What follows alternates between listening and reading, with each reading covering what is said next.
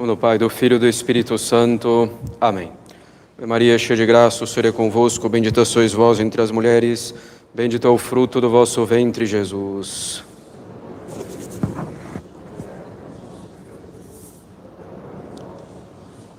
Podem sentar-se. Em um breve aviso, reforçando nesses dias, para que não se deixem levar pelas paixões políticas. A política moderna é uma das maiores armadilhas que há para o católico, colocando quase sempre em um dilema entre dois erros. Em particular, o liberalismo de um lado e o socialismo / comunismo do outro. E esse movimento também político de conservadorismo, uma coisa extremamente vaga, um movimento penetrado de princípios e personagens também protestantes. A doutrina protestante, justamente aquela que leva ao liberalismo e, consequentemente, ao socialismo e comunismo, movimento conservador no Brasil e no mundo, infiltrado também por ideias perennialistas, esotéricas, antimodernas, mas de um modo completamente anticatólico. Então, fiquem bem atentos para não se meterem com algo que pode prejudicar a própria alma de vocês e o próprio país, evidentemente. Levavam a sepultar um defunto, filho único de sua mãe, que era viúva. Caros católicos, a cena em Naim é já bem conhecida por todos nós. Duas multidões se encontram, uma que segue a morte e outra que segue a vida. A misericórdia e a bondade de nosso Senhor são notáveis nessa cena. Ressuscita o jovem, o adolescente, o termo usado em latim, de fato, é adolescente, e ressuscita esse jovem, esse adolescente, sem que a mãe o peça, por pura bondade, realmente. Bondade tão característica de nosso Senhor. Diante disso, dessa bondade dos milagres, sabiam que com nosso Senhor era o próprio Deus que visitava o seu povo. E assim é a reação no final dessa cena evangélica. Todavia, caros católicos, aprofundemos-nos um pouco mais nessa cena comovente.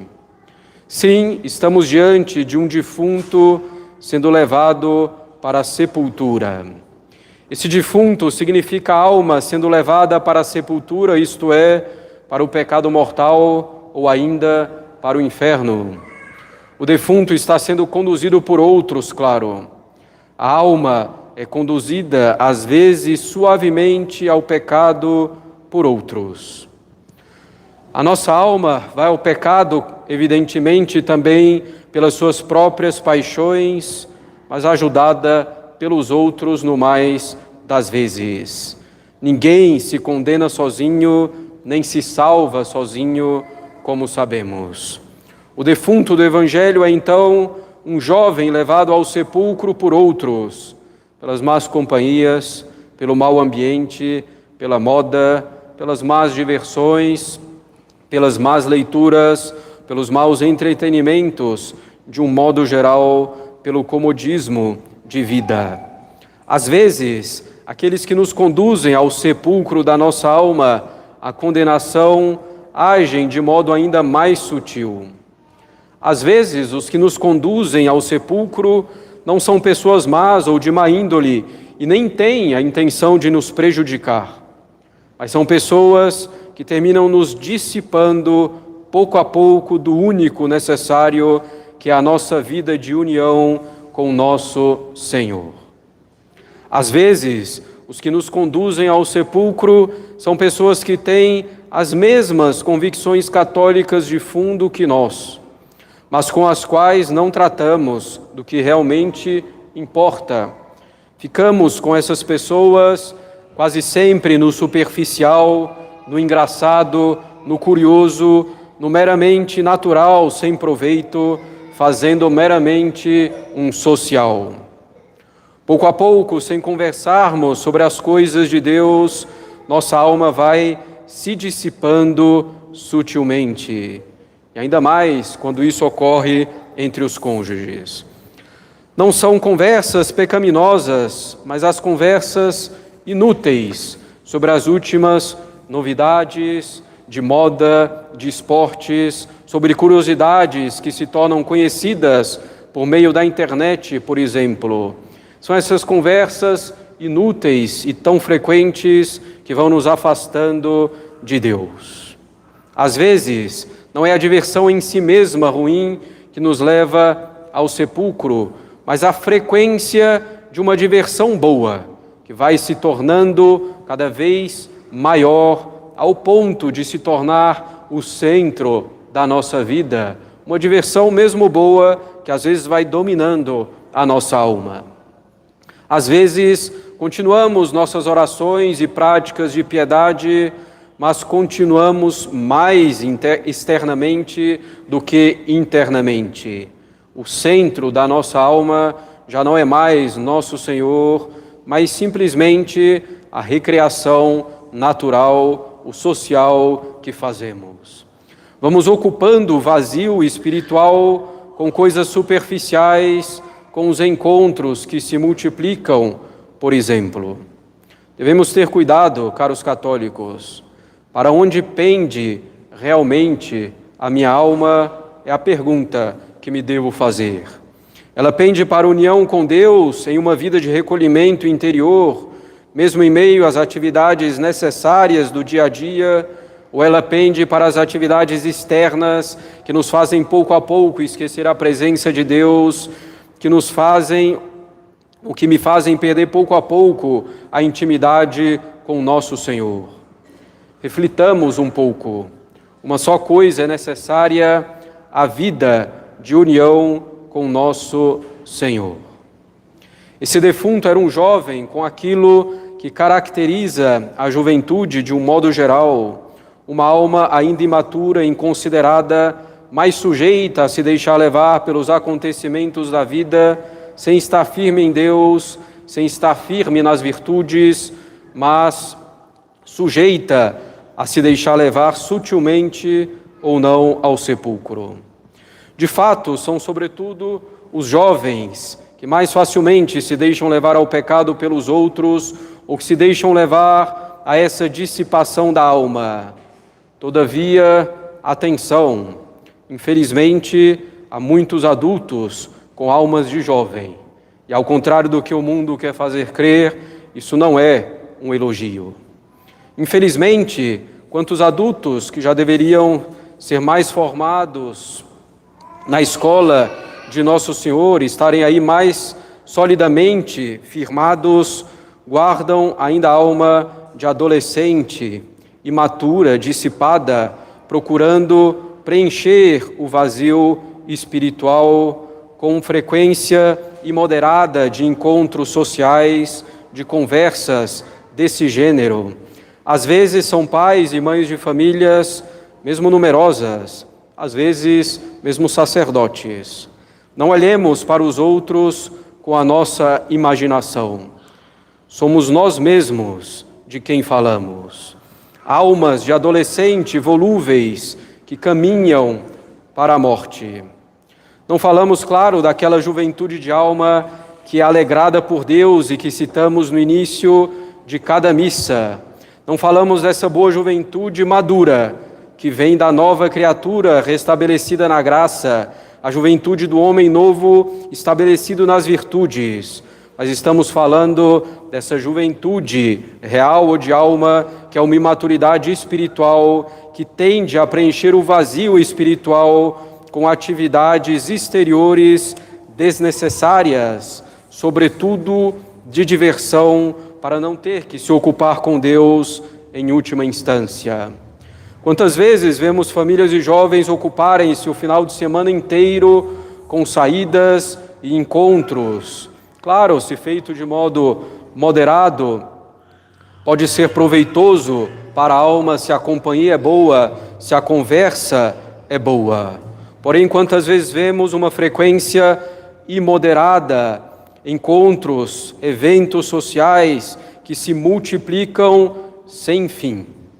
Aniversários para lá e para cá, por exemplo, reuniões disso e daquilo, o tempo inteiro, o final de semana inteiro, o momento em que seria realmente necessário descansar, descansar em família, conviver em família, com o marido, com a esposa, com os filhos, interagindo mais com eles, dedicar-se um pouco mais à leitura espiritual, para a qual falta tanto tempo durante a semana, muitas vezes. Esse adolescente tinha uma mãe viúva e que chorava a perda de seu filho. Essa mãe que chora é Nossa Senhora e é a Igreja. Nossa Senhora é como viúva de seu divino Filho, se assim podemos ousar dizer.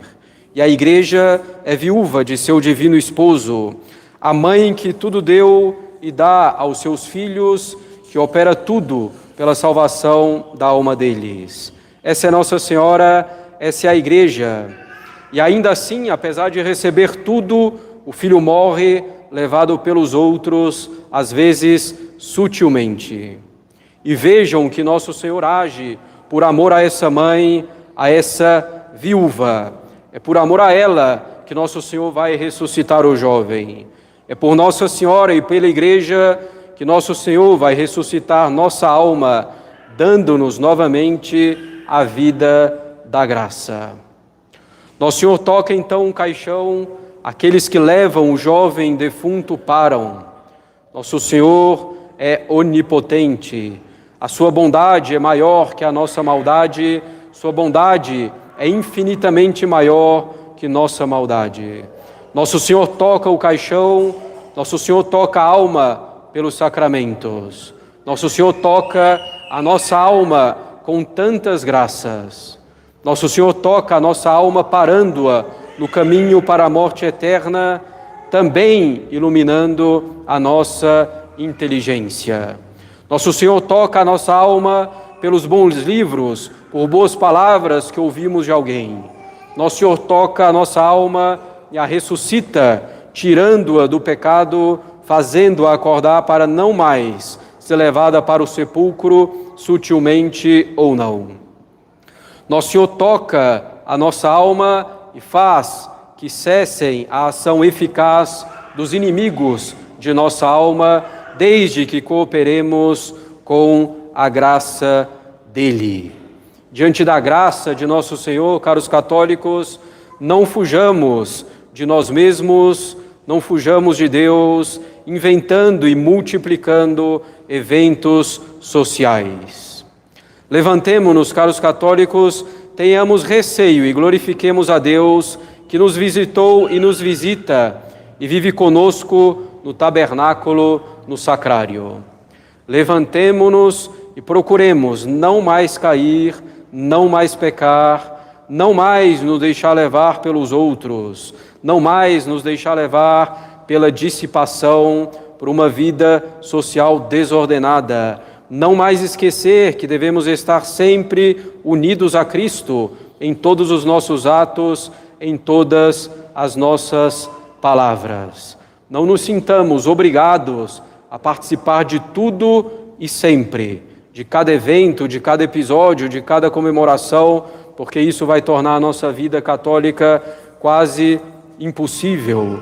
E que os outros, se são realmente nossos amigos, compreendam que às vezes, de fato, não nos será possível participar de tudo e sempre. E isso é normal. Nosso Senhor, caros católicos, é o centro, Ele é o único necessário. Amemos, caros católicos, nosso Senhor Jesus Cristo, tocados pela sua graça, paremos o nosso caminho para a morte e ressuscitemos para a vida da graça, de virtude, de recolhimento, de união com Ele. Em nome do Pai, do Filho e do Espírito Santo. Amém.